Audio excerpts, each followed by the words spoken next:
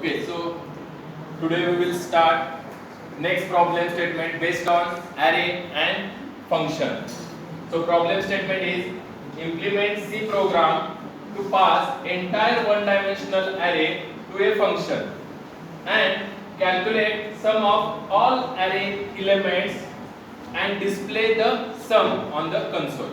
So output is that calculate the sum of all array elements and display it on the console. So output remains sum is equal to and the output of that all array element, whatever may be the sum, we have to display on the console. So message on the console is sum is equal to whatever may be the sum of all array elements. Main part is we have to design one function. So call that function as a sum. Give the name to the function as a sum. We have to pass entire array to that function. That means that function having argument list, and that function does not return anything to main function. That means return type of that sum function is void. Means function with argument list, no return type. Okay, so we have to design some function sum with argument list but no return type. So return type is void. This is the body of sum function. Next, design main function. Before that, we know that function having three elements or three parts. First is the function definition, then function prototype. So write function prototype above the main function. Means void sum and then argument list. So we have to decide how to pass the entire array to that function. So that is remaining. Next, then function call. We have to call the function into main function. So these are the three parts of the function. Function definition, function prototype or function declaration, and function call. These are the three elements or the parts of the function. So let's start writing code from the main function. In the main function, we have to initialize the array at compile time itself. Means take one array integer a subscript array of size 5. Initialize the array element, suppose 10, 20, 30, 40 and 50. Give semicolon. So initialize the array at compile time itself. Array having 5 elements, we want to make sum of that 5 elements. But sum is not done by main. Main only initialize the array and pass that array to sum function. And it's duty of sum function to calculate sum of all array element and display inside the body of sum function. Sum function does not return anything to the main function. That's why return type of the sum function is void. Now, how to pass entire array to the sum function? After initialization of the array, write clear screen statement. After that, call to the sum function. Sum function call. If function does not return anything, there is no catching variable. Just write name of the function, then argument list. So what we have to pass? We have to pass entire array. Entire array means all these elements we have to pass. So just give name of the array. Just give name of the array. Means we cannot pass individual elements separately. If you want only pass only first element to that sum function, first element, then we have to write a of 0. If we write a of 0, that means only first element we have to pass to the sum function, but we have to pass entire array.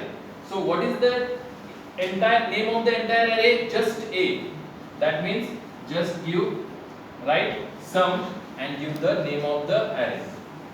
This means we have to pass entire array. So how to catch the array here? So for catching, write integer. You can use any name, same or different for catching purpose, and give subscript and does not specify size here. Understood? Means if that entire array is catched into this new A. You can write same name or give the different name, because this A array is in the scope of main function and this A is in the scope of sum function. So write same name or give different name. Okay. For example, we can take different name B. It is also possible. No doubt. Okay. So next thing. This is called as function call. This is called as function call. Main is calling function. Sum is called function. Sum. Now here change the prototype. Integer B subscript. Change the prototype. Okay.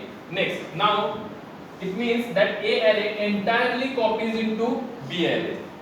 For A array, different memory location is allocated. For B, different memory location is allocated on the RAM. That means, suppose here first A of 0 to A of 4.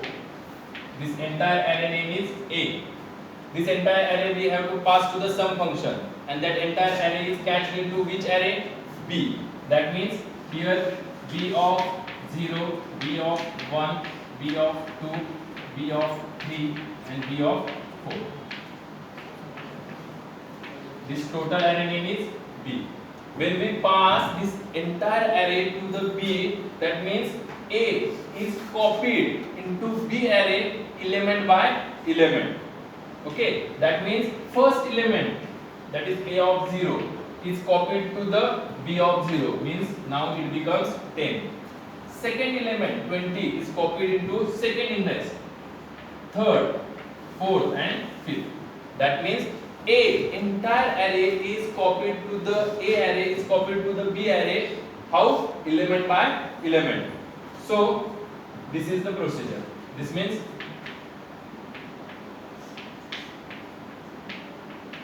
this entire A array is copied into B now. Now what is the function of sum? To calculate sum of all array element. Means take one variable integer S. Take one element variable S. Now make the addition. How we can make the addition? S is equal to S plus. Now array name is B and index. We want to write index here, because first we can add 10 into 20, then 30, then 40 and then 50 continuously. Means same statement is repeatedly number of times. So use loop. So for I 0 stand I less than equal to, how many elements are there in the array? 5 elements. But last index of the array element is 4. So write I less than equal to 4 I plus. Okay, and S is equal to S plus D of I. Declare the variable I in sum function. Now what happens? When this function call connect to the function definition, here array of A is copied to the array B, means all elements of the A array is copied into array B element by element. Now here S, initially S is having garbage value, so initialize S to the 0. That is compulsory. S must be initialized to 0, because here S, initial value of S is 0 plus first iteration value of I is I0, 0 less than equal to 4, condition true, entry to the for loop. Then S, initial value of S is equal to 0, 0 plus B of I. B of I means current value of I is 0. B of 0. B of 0th element is 10. So 0 plus 10, it becomes 10, and assign that value to the S.